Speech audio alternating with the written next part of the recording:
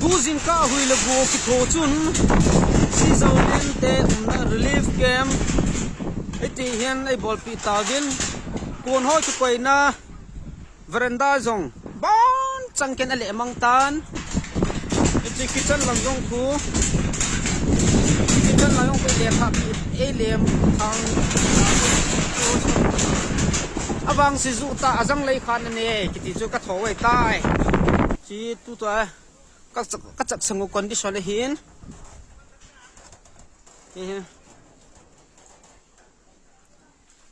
chu veranda tin chena khoi ta kho ki ro do tan pi ba ki si lo da mo awang si zu ta azang khaw hlangi na pe ni kiti chu kyo hin ka tho mo ngai dan tai we want justice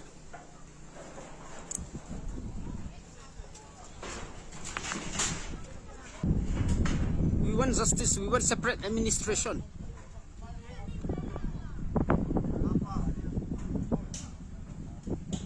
ni pi ho yong ki cha vin chela khun